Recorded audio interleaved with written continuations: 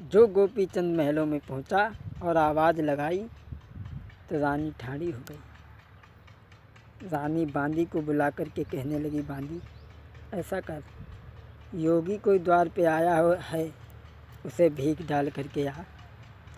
ए बांदी लई बुलाई कई, समझाई चली न कजारी, ये कोई योगी ठाड़ो द्वार पे, तू भीख डारी के आरी। चली जा, योगी द्वार पे है। ए सुन के बातें बांदी चली गई, पहुंची तब ही द्वार पे आई। बांदी द्वार पे पहुंची और बोली, ले जोगी के लाल, भीख तोई देबे हम डारी, ले जोगी के लाल भीख तोई। बांदी द्वार पे पहुंची, भीख लेकर के कहने लगी, ले भीख, मैं तुझे डाल रही हूँ। सोई गोपीचंद कहने लगा, बांदी मुझे तेरा सोना चांदी हीरा मोती नहीं चाहिए, सुन। गोपीचंद कहने लगा, बांदी गोपीचंद लागो यूं कहने रे के, सुन ले मेरी बांदी, तेरो चाहिए तू नाए मोई माल खजाना। उसने अभी मेरी शब्द लगा दिया, अब भी मेरी शब्द लगा दिया। मोई चाहिए ना तेरो सोना चांदी, सुन ले मेरी बानी, मेरी रानी पुत्र कहे देवे भीख को डाली, और तो हाई मेरो सचमुच में अरे योग सफल हो जाए। सोई सुन के भूप के बेन के बके पेट में पानी हुई गए है, सोई सुन के इतने बेन के बांदी दिल घबराई गई है। जोई कहा कि तेरा सोना चांदी मुझे नहीं चाहिए, मेरी रानी बेटा कहकर के मुझे भीख डाल दे तो मेरा योग सफल हो जाए, मैं उससे माँ कहूँगा। जो इतनी बात सुनी राजा की तो बांदी के हाथ से कटोरा छूट करके गिर पड़ा और बांदी घर पहुँची। जो रानी रतन कुमार ने देखा, कहने लगी, बांदी क्या बात है, क्या हुआ, तू बोल क्यों कुछ नहीं रही है। बोली के कांपट के थाली दोना है, तू मुख से क्यों ना बोल, तू है तेरो बेसो रूप सलोना है, का जोगिन करी डोटो ना है तेरो। रानी कहने लगी, बांदी क्या बात है, अरे तू बोल क्यों नहीं रही है, क्या जोगी ने तेरे ऊपर कोई टोना कर दिया, तो वैसे देखने में बड़ी सुंदर है। बांदी रो करके कहने लगी, महारानी अरे अब जोगी हुई गए रानी रे के, घर में कंठ तुम्हारे, अब जोगी रानी हुई गए रे के, घर में कंठ तुम्हारे। रानी रो करके बांदी रो करके कहने लगी, रानी गजब हो गया, तुम्हारे पिया जोगी बन गए, जोगी बन गए। और बोली, महाराज के वो द्वारे पर ठाड़े, और रानी बेटा कह के देवे भीख अरे मोई आई। अब तो सुनी बांदी के बेन कलेजा में दुख बाड़े हैं, अब तो सुनी रानी के बेन कलेजा में दुख बाड़े हैं। तो बांदी ने कहा कि तुम्हारे पिया जोगी हो गए।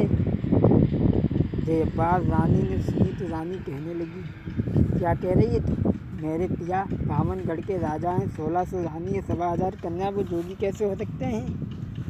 महाराज के सुनी बांदी के बेन क्रोध फिरी, रानी को गाँव आई। अरे झूठी जोगर भाई खाल तेरी नकटी खिंचवाऊँ, अरे झूठी जोगर भाई। रानी कहने लगी, मैं तेरी खाल खिंचवा लूँगी तो अगर झूठी बोलेगी। उसी समय रानी द्वार पर के लिए चली है और जो ही दरवाजे पे पहुँची, अपने पिया की सूरत को देखा। आहा दोस्तों, जो पहचाना, चौखट पकड़ करके खड़ी थी, चौखट भी पकड़ करके नहीं खड़ी हो पाई, एकदम से धड़ाम से नीचे गिर गई। और जब होश आया तो बोली, पिया मुँह से कौन से बनी गई भूल, पिया जो जोगी बन के आए। मुँह पे कौन सी बनी गई भूल, बलम जो जोगी बन के आए। मेरो दीजो दोष बताई काहे को, अधवर में तुम छोड़ो। मेरे नाथ जो जोगी बन के मेरे द्वारे पे आई गए हो। मुँह से कौन सी बनी गई भूल, पिया जो तुम द्वार पे आए गए हो। जो रतन कुमार कहने लगी, पिया ये मैं क्या देख रही हूँ, तुम महात्मा हो गए। गोपीचंद कहने लगा, हाँ माँ, तू मुझे बेटा कह करके भीख डाल दे और मैं तुझसे माँ कहूँगा। जो ये बात रानी ने सुनी, रानी कहने लगी, बस पिया आगे मत कुछ कहना। बसी बसी रहियो खामोश रे, अब मती बोलो ऐसे बेना। अरे मंडप नीचे हाथ गहो, कुछ करो ख्याल तुम बाको। महाराज के बेटा मैं नाई बनाऊंगी, जो मंडप नीचे हाथ गहो तुम बाको करियो याद। जो मंडप नीचे हाथ गहो। रानी कहने लगी, महाराज बस मत कहना मैं तुम्हें बेटा नहीं बनाऊंगी, क्योंकि मैंने तुम्हारे साथ में 7 फेरे लिए, इसलिए मैं तुम्हें बेटा कभी नहीं बना सकती, मरते दम तक बना नहीं सकती। और क्या बोली, जाके संगम सोई पिया, बाई कैसे कुंवर बनाऊंगी। और साईं के दरबार पिया में किनको पल्लू पकड़ूंगी। मेरे नाई घर कोई लाल के सूनी, गोदी रही गई मेरी रे। सास लिया तो को सांप डसे तूने, कौन जन्म कुबेर निकारो रे। रानी कहने लगी, बस मैं जिसे अपना हृदय सम्राट मान चुकी हूँ, जिसके साथ में सोई हूँ, उसे बेटा में मरते दम तक बेटा शब्द मेरे मुख से नहीं निकलेगा। इसलिए महाराज मैं तुम्हें बेटा नहीं बनाऊंगी। और बोली है रानी, महाराज मैं बेटा तुमको हरगिज नाई अपने मुँह से कहीं है। तेरे संग में घूमे फेरे सातरे, कैसे कह दूँ तोई मैं बेटा। कहने लगी, मैं बेटा तुम्हें नहीं कह सकती, मैं अपने प्राणों को यहीं पर छोड़ दूंगी तुमसे पहले। गोपीचंद कहने लगा, तुम जिसे सोहर मानती हो वो अभी तुम्हारे सामने तुमसे पहले ही अपने प्राणों को छोड़ देगा, इसलिए तुम मुझे भीख डाल दो। रानी कहने लगी, नहीं मैं तुम्हें मरने नहीं दूँगी, मैं तुम्हें मरने नहीं दूँगी।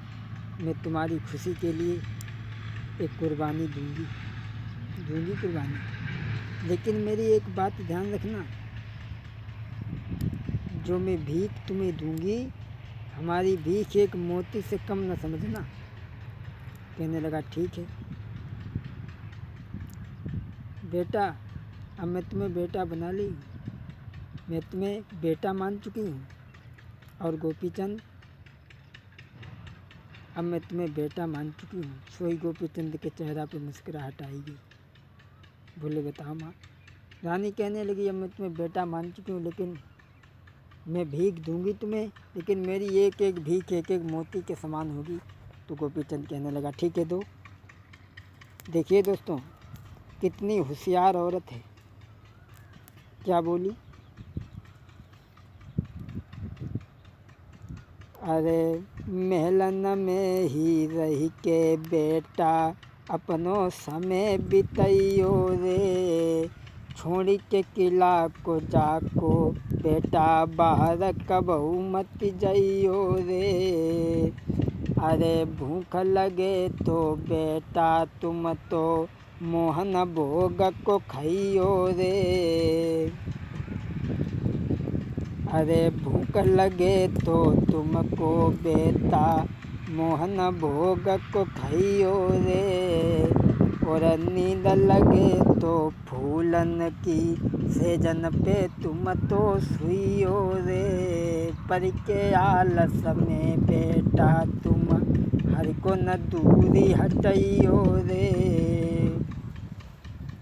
कहने लगी, बेटा पहली भीख तो हमारी ये है कि तुम सर्वदा इस किला के अंदर रहो, और दूसरी भीख ये है भूख लगे तब मोहन भोग खाना, और तीसरी भीख ये है कि आप फूलों की सेज पे सोएं जब नींद लगे। गोपीचंद कहने लगा, ए तेरी भीख मेरे समझ में नहीं आई। तो रानी बोली, समझ में नहीं आई? फिर से सुनो। क्या बोली? जो मैंने ये कहा है कि मोहन भोग खाना, बोली जो मैंने ये कहा है कि मसेरी डाल पलंग पे सोइयो, बको उत्तर जो है बोली है ना।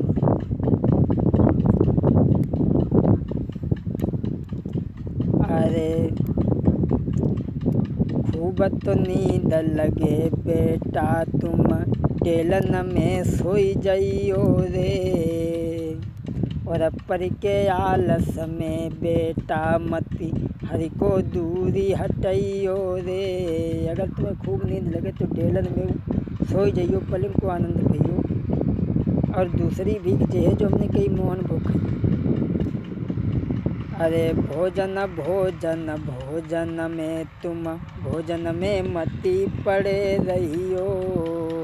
और खूब तो भूख लगे बेटा तुम कच्चे चना चबइयो रे। अब उन्हीं में तुम मोहन भोग को आनंद अब तो पइयो रे। कहने लगी, दूसरी भीख ये है कि जब खूब भूख लगे, महात्मा लोग 24 घंटा में एक बार भोजन करता है, और जब खूब भूख लगे तो तुम चना कच्चे चबना, उन्हीं में मोहन भोग का आनंद पाना। और ऐसा न करियो कि रोटी पे पड़े रहो। महात्मा लोग रोटी पे ज़्यादा पड़े रहते। और तीसरी भीख हमने जब मांगी कि किला के अंदर रहियो, सुबह किला ना है, शरीर रूपी किला। और बोली, अरे महल शरीर रूपी किला से बेटा कबहू न बाहर जइयो रे। और शरीर रूपी किला से बेटा मति तुम बाहर जइयो रे। और अपने वीर को किला के बाहर मति कुमर तुम बहाइयो रे। और सुंदर नारी देख के बेटा मति तुम चित्त चलइयो रे। पर नारी को तुम तो बेटा बहनी मात बनइयो रे। कहने लगी, अब इस शरीर रूपी किला में ही रहना। ये जो वीर है, धातु है, इसके वजह से तुम हजारों वर्ष तक तपस्या करते रहोगे। वो किला के बाहर ना निकले। दूसरी की स्त्री को देख करके कहीं ऐसा ना हो कि तुम्हारा मन चलायमान हो जाए। न जाओ के रहो न बाके रहो। इसीलिए समझा रही हूँ मैं तुम्हें, मोह फटे को डरना है लेकिन अंत कटे को डर है। जाओ, ये तीनों भीखें हमारी स्वीकार करो और जाओ। जो ही गोपीचंद ने बात सुनी तो अपनी औरत के दोनों पैर छुए और कहने लगा, माँ ये तीनों तेरी भीखें मेरी छाती पे हमेशा रहेंगी। और गोपीचंद जो रानी से मिलके चलो, सोए रानी बेहोश होकर के